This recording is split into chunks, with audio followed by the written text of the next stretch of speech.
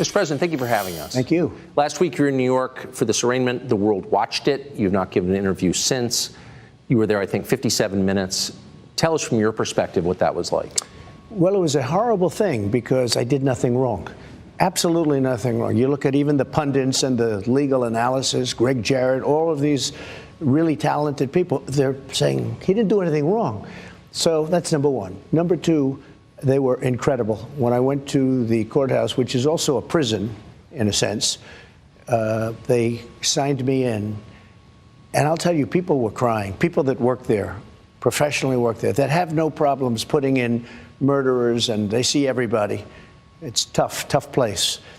And they were crying. They were actually crying. They said, I'm sorry. They'd say, 2024, sir, 2024. And tears are pouring down their eyes. I've never seen anything like those people are phenomenal. Those are your police. Yep. Those are the people that work at the courthouse.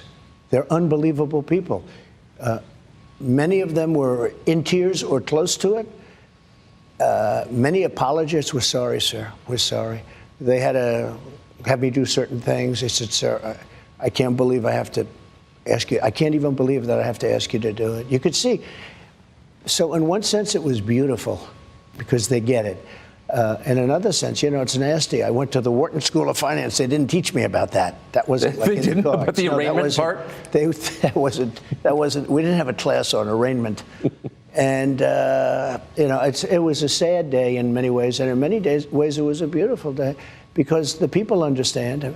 I didn't know this was happening, but the poll numbers have gone through the roof.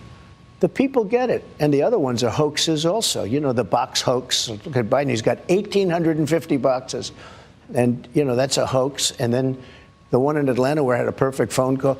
This is all weaponization. They're weaponizing our justice system, Tucker. And they think if they go and give you a subpoena, you know, I guess I'm very well known and people understand it and they get it. And maybe I have a bigger platform so I can explain it. But if you're somebody, a Republican, let's say, running for office, and you get a subpoena, you might as well resign because you're not going to be able to survive it. And the voters aren't going to handle it. The voters aren't going to take it. What they're doing is weaponizing the system, and there's never been anything like it. And it's all disinformation. You see, the other day, Afghanistan, one of the worst things I've ever seen, I think the most embarrassing moment that this country's ever had, frankly, the way we got out, not the getting out, we had to get out, it was ridiculous to be there. And I had that so good, so tight, so tough. I spoke to the leader, Abdul, I said, Abdul, if you do anything, you're gonna get hit really hard. Literally, he said, but sir, why? He goes, why oh why do you send me a picture of my house? I said, you'll have to figure that one out, Abdul. But we didn't have one death in 18 months. He knew. Not one death. And then to see the way we got out, like we were surrendering, like taking the military out first, leaving $85 billion worth of equipment behind, giving up Bagram. I was going to keep Bagram. I was getting out, but not for Afghanistan. It's 1 hour away from where China makes its nuclear weapons. It's one of the biggest Air Force bases in the world, I think the biggest, with runways that go 10,000 feet. I was keeping that because of China, not because of Afghanistan. Right. And they left everything. They left in the dark of night. They left the lights on. They left the dogs, by the way. You know, the people say about the dogs. They left the dogs. Everyone, you know, the dog lovers, and you got a lot of them. I love dogs. You love dogs. But they left the dogs. People said, what? One of the first questions I got, what did they do with the dogs? Mostly German Shepherds. They left them. What they did, the way they got out, was so horrible. Okay, everybody knows that was their plan. That had nothing to do with me. I was getting out, too. We would have gotten out with strength and dignity. And what happened? They got out. And the other day I hear, yeah, it was Trump's fault. Oh, that's right. It was Trump. I was gone for a long time. I would have been out faster than them. We would have had all the equipment. We would have had the American citizens. We left hostages. We left Americans behind. Many, I think many more than you think. And we had 13 soldiers killed. And nobody ever mentions the fact that we had many maimed so badly. No arms, no legs. Their face was obliterated. This is the way this guy got out. We would have gotten out with dignity and strength. We were going to. But I was taking 100% of, I said, I want every nail. I want every screw. I want the tents. They said, sir, the tents are very hard to take out. I said, I want the tents. I want the tanks, I want the planes, I want everything. And a couple of them fought me on it, like Millie. He said, sir, I think it's cheaper to leave the equipment behind. I said, let me ask you, we have a plane that cost $100 million. It's sitting there. All it needs is a tank of gas, right? Give me a little jet fuel. We'll fly it to Pakistan or any place else, or we'll fly it directly home. You say it's cheaper to leave a $100 million plane? Sir, I think overall it's cheaper. These are idiots we're dealing with. They left $85 billion worth of equipment. They left our American citizens behind. And they moved the military out first. No, you move the military out last. I did a little skit with a 5-year-old kid. I said, let me ask you, here's the situation. I explained the situation. I said, would you take the military out first, or would you take it out last? I'd take it out last, 5-year-old. But they took the military out first, and they were afraid of our military. When I was there, they were afraid. We didn't have one soldier killed in 18 months, Decker. Not one soldier was killed in 18 months.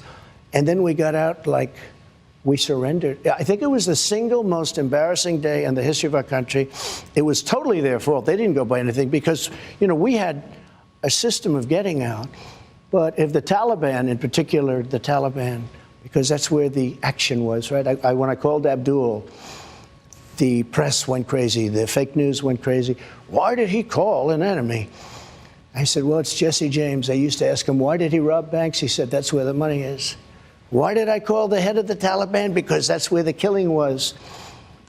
And he's there now, Abdul. I'm sure he likes me. He called me Your Excellency. I don't know if he calls Biden Your Excellency. Probably. I mean, you know, they're one of the largest arms dealers now in the world. They're selling the $85 billion worth of it because they only need 5% of it. Of course. They're selling the equipment. They're one of the largest, I think, second arms dealers. Brand new helicopters, brand new airplanes, brand new tanks. Unbelievable what we left behind. We ran, and there was no reason to. I had them. I could have stayed there for 5 years if I wanted to. I wanted out. 21 years was enough. I wanted out. We shouldn't have been there in the first place. But when I see what happens, when I see the level of stupidity, and because of that, it's all a big web. Because of that, I think Putin, who would have never gone into Ukraine when I was there, would have never. I talked to him about it often. Would have never, ever done that. When he saw that I wasn't there, and he saw these fools, these stupid people, and think of that, the way they left Afghanistan, and nobody was fired. I fired a lot of people because if they didn't do a good job, I'd fire them. May I ask, you talked to Putin about Ukraine. What did you say to him? I could see that he loved it. And I said... he loved Ukraine. He considers it to be a part of Russia. Yeah. I said, not when I'm president. We had a very good relationship. I mean, look, I was the worst thing that ever happened to him. I closed up his pipeline. You never heard the words Nord Stream 2 until I came along. Nord Stream 2 was their pipeline. And I had a great relationship with him, but it was very tough because they had a fake Russia investigation. And I told him, and he told me, he said, it's very hard for us to deal, don't you think? I said, very hard. Because we have a fake investigation that turned out to be a fake. For 2 years it went on. And we could have done very well with Russia. They have great minerals. They have great things that we want, we could have. And they need the money and they need other things. But that interfered. That was a terrible thing. That was actually a treasonous thing to do. Those people should have been arrested. They made it up. They made up a problem with Russia that didn't exist. Now they've all admitted it didn't exist. It was just on to the next one. I often say, they said to me the other day, one of your fellow journalists said, who's the biggest problem, sir? Is it China? Could it be Russia? Could it be North Korea? No, I said, the biggest problem is from within.